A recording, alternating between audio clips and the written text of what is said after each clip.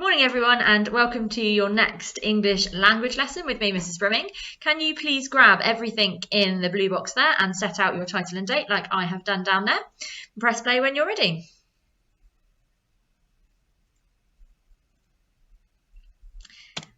Okay, here's your 5 a day then. Nice full sentences please, and having a go at that extension. Press pause.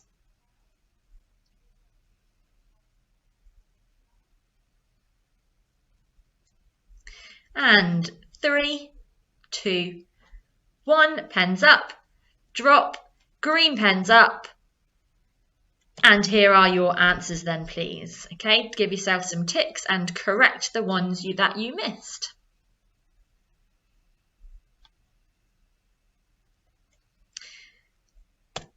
Okay, so our objective for today then, we are going to have a practice at applying all of the knowledge and skills that we've gained from our previous language analysis practice lessons to some exam questions. So today we're going to look at 2 questions from a real English language paper, question 1 and question 2, and have a go at answering them. See if we can apply everything that we've learned in all of these online lessons.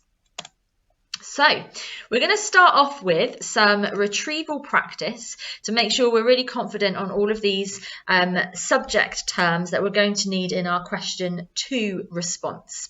So what I would like you to do is I would like you to write down the subject terms 1 to 9, so the ones in the kind of bluey greeny box, and then match them up with the definition that's in the pink box just there. Okay, so press pause, write out the full definition, the full term and the definition, and then press play when you are ready for some answers. And 3, 2, 1, pens up, drop, and green pens up, please. And here are your answers. So can you make sure that you correct any that you didn't get, okay? And maybe even you can kind of go back and look at some previous lessons if you need to remind yourselves of what some of these terms mean. So how did you do? Did you get them all right? I bet lots of you did. Okay, so let's move on then to question 1 of the language paper. So question 1 of the language paper looks like this. This is just a screenshot here of that paper. It asks you to read a few lines, so in this case 4 lines from a piece of fiction for paper 1, and then it will ask you to list 4 things that you learn from those lines. So from those 4 lines, what 4 things do we learn about a particular thing? Now this question, there's nothing really difficult about this question. It's just checking that you can read and that you can understand what you read. The only thing that gets slightly tricky in this question is there's some kind of common errors that students make, but don't worry, we're going to go through them so that you won't trip up when you get to your exam. So there's 3 steps you need for question 1. The first thing you need to do is you need to read the question and you need to highlight the key words, okay? Then you read the source and you read it really carefully. And then you need to write down on the 4 things there, the 4 things that you have learned. So you answer the question 1, 2, 3, 4, just like bullet points. Now, we're going to do this step by step. So can you please complete step number 1? Can you read the question and highlight the key words? You should be really good at that because we've gone over that time and time again in our previous lessons. So read the question and highlight the key words. Remember, the key words are the things you are being asked to write about. Do that now, please.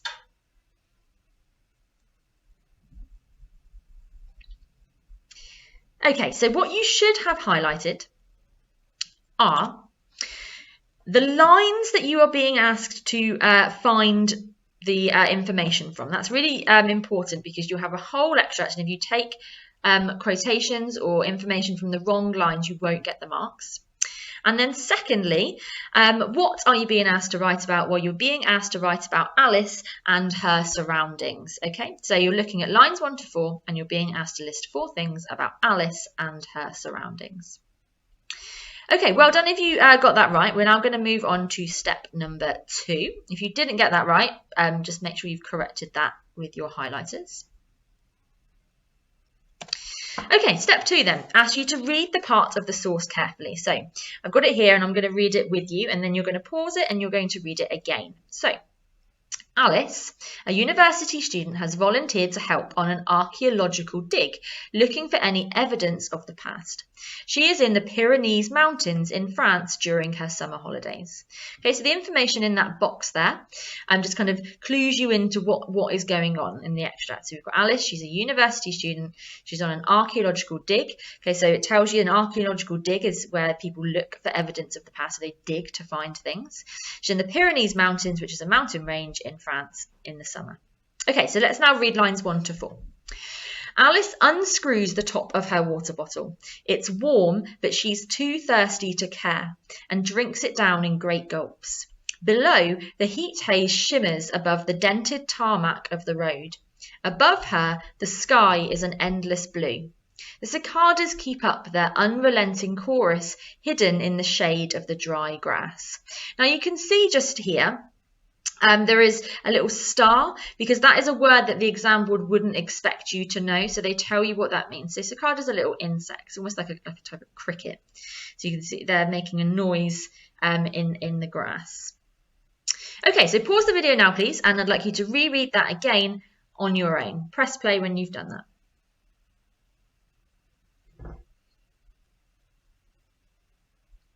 Okay, so step 3 then. We now need to list 4 things from the named part of the source. Okay, so before you have a go at doing that, you must firstly list 4 things from the named part of the source. Okay, so the named part of the source is lines 1 to 4, so you can only list things from lines 1 to 4. Secondly, those 4 things need to be about Alice and her surroundings, and that's why we've highlighted those parts of the question. Thirdly, you need to make sure that you answer the question as a full sentence, and that's so that the examiner really knows that you actually understand that that thing is about Alice. If you don't write in a full sentence, sometimes that's not always clear to the examiner that you're actually answering the question. So what I'd like you to do is to pause the video now and write the question down in your book if you haven't already. And then I'm going to go back to the previous slide so that you can have a chance to write down the 4 things in answer to that question. So pause now and write down the question.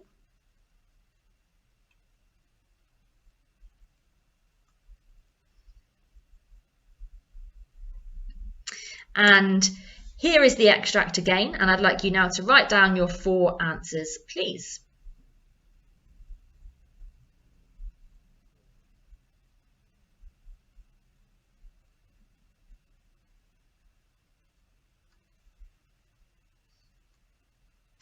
Okay, so before I reveal the correct answers here, I'm going to show you a possible student answer.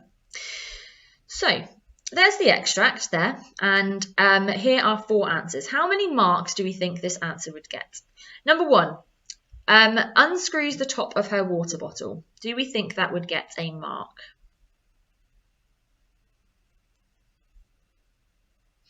So that would not get a mark. That would not get a mark because it is not a full sentence. Okay, so who unscrews the top of her water bottle? Does this student know that it is Alice unscrewing her water bottle, or does the student think that it's somebody else unscrewing their water bottle? So we'd need to write Alice unscrews the top of her water bottle for that to get a mark. Number 2, Alice is in France. Do you think that that would get a mark? Yes or no? So no, that one would not get a mark. The reason that one would not get a mark is because it's not from lines 1 to 4. Okay, that information you have learnt, if I go back here, you have learnt that from the box at the top. Okay, this is a really common error that students make. Okay, they've got the information from the box at the top, not from lines 1 to 4, and that is why we highlight and circle lines 1 to 4 to remind us to not do that. Okay, number 3. The sky is an endless blue. Would that get a mark?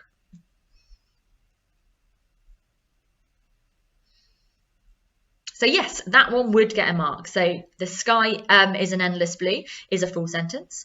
It is about Alice's surroundings. So yes, that would get you a mark. And actually, this student's been quite smart, and they've just quoted directly from the text. They've just copied down from the text exactly the words that are in there, and that's great. That's what you should be doing.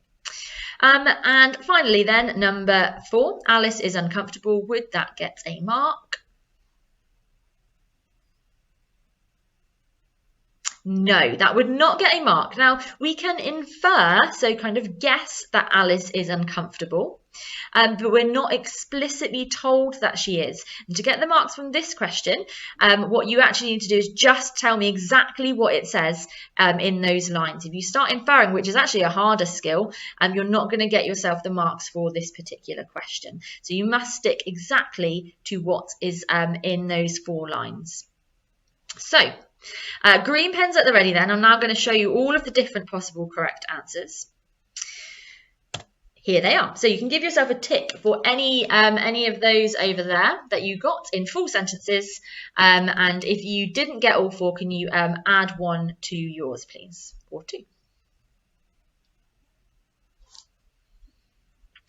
Okay, so moving on then now to question 2.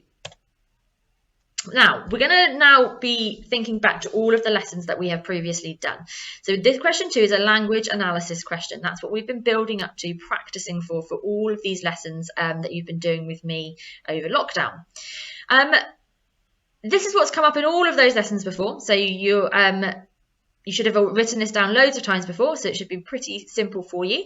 I'd like you to pause the video and write down just the missing words. You don't need to write down the whole of the 4 steps unless you would like to. I just want the missing words. So press pause and go.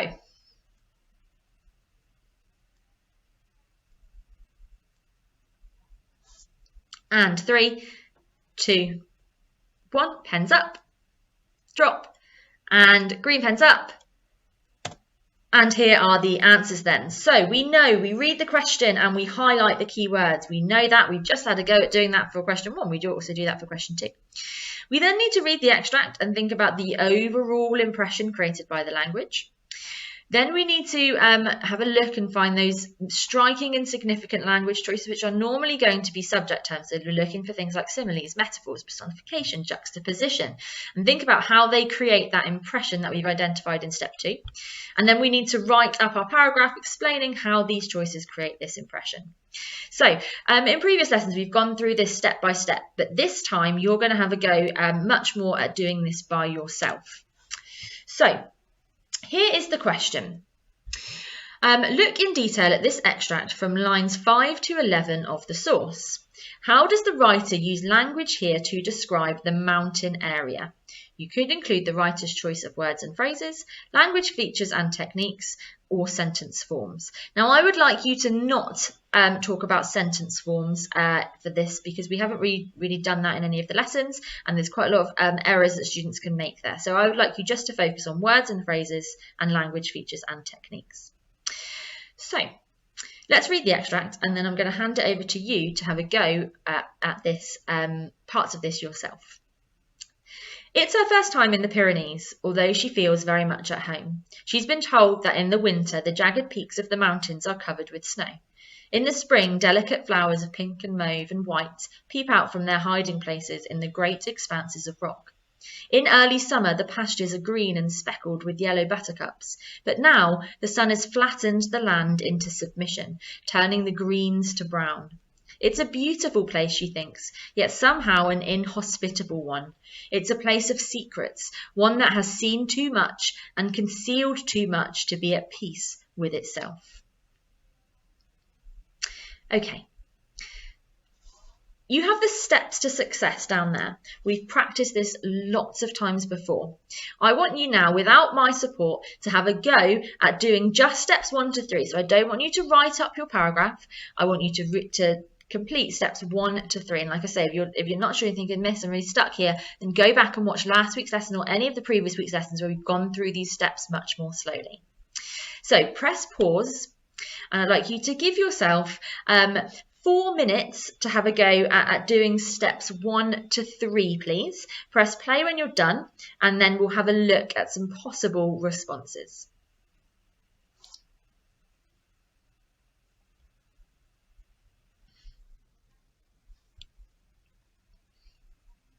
Okay, so We've read the question and we've highlighted the keywords. So the keywords, as we should have got here from all the practice we've done previously, would be mountain area. Okay, so we're looking for language to describe the mountain area. We've read the extract. Now, what is the overall impression created by the language? Well, really luckily, this extract actually tells us. It says on the second to bottom line here, it is a beautiful place, she thinks, yet somehow an inhospitable one. So we actually get told here that it's beautiful, but also inhospitable. So inhospitable means somewhere that you couldn't really live. Okay, so somewhere that's in this case it doesn't support life, essentially. So we've got that impression. You may have got other adjectives, and that is fantastic. But if you haven't, can you write down beautiful and inhospitable, and that will kind of allow you to move on to step 4 when we're going to write them up ourselves. Now, I wonder what you highlighted as the most striking and significant language choices. Here are some that I think I would have gone for. So we've got the jagged peaks of the mountains covered with snow. What technique is that? You might need to look back at your retrieval practice. Juxtaposition. This quotation here, so the delicate flowers of pink and mauve and white peep out from their hiding places. Well, flowers can't see, they can't peep, so that would be an example of personification, that's right. And another really great piece of language here, the sun has flattened the land into submission. Okay, so it's flattening it into submission. It's showing its dominance over the land. Okay, so that again is another example potentially of personification, but it would be a metaphor. Okay, so it's a metaphor. The land isn't actually submitting to the sun. Okay, it's a metaphor.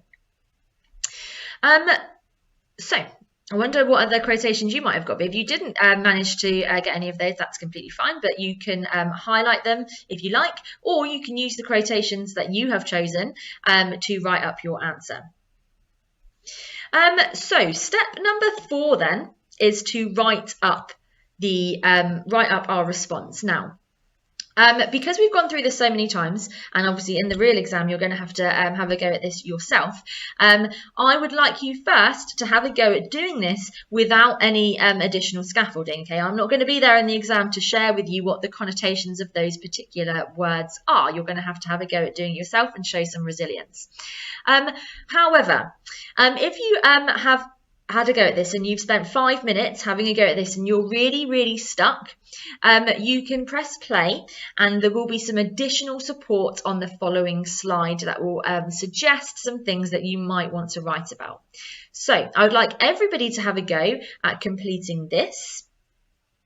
And if after 5 minutes you're really stuck, you're going to press play and you're going to have a look at the support slides. Okay, so you may need to rewind a little bit if you haven't got any quotations written down. So choose the quotation that you would like to write about, maybe one of the 3 we just talked about, and then write that down and then skip back forward to this slide and complete your paragraph. Okay, so press pause, give yourself 5 minutes, and then press play either if you're done or if you need additional support. Off you go.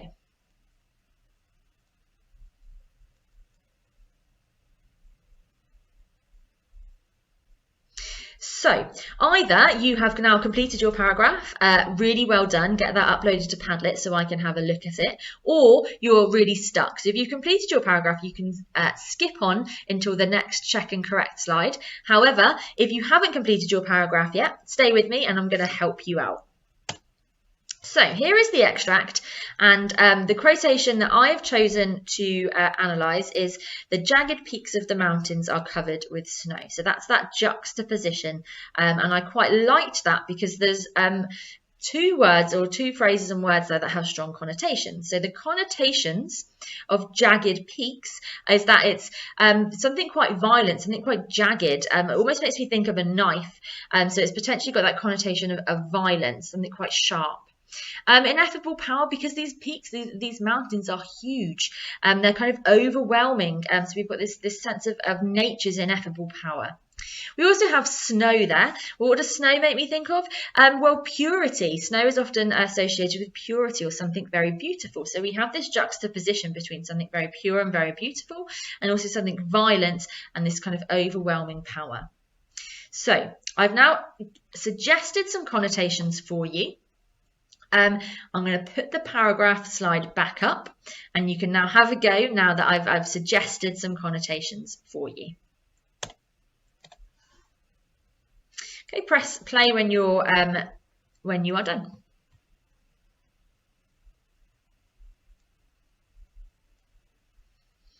Okay, and 3, 2, 1. Green pens up then, please. And here is a possible answer. So what I would like you to do is I would like you to read through this answer, and I would like you to add anything in green that you've potentially missed from yours. But I particularly want you to focus on these two things. I'd like you to make sure that you've got subject terminology in your answer. And I would also like you to make sure that you have the word connotations in your answer.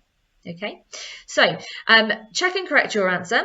Once you have corrected that, upload it to Padlet, and I would love to have a look at it. Okay, press play when you are ready to finish off the lesson.